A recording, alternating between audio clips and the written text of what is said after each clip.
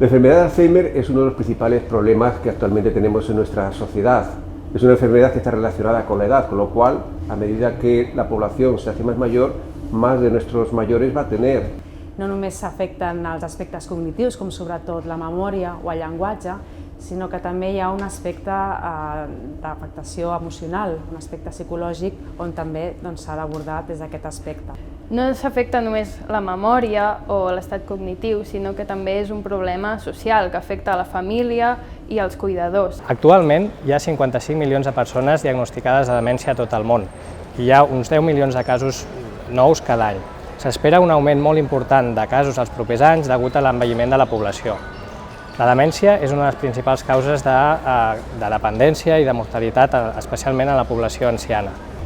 Esto supone un reto espectacular para los médicos, para el sistema sanitario, que tenemos que abordar. Actualment encara no hi ha tractaments realment efectius per tractar la demència i això suposa també un important repte a nivell de recerca. Es por este motivo que la mejor contribución que podemos hacer es apoyando la investigación. Ajuda'ns, apunta't a la marxa nòrdica, Organitzada pels Amics de l'Hospital del Mar I la Fundació Pasqual Maragall. Apúntate.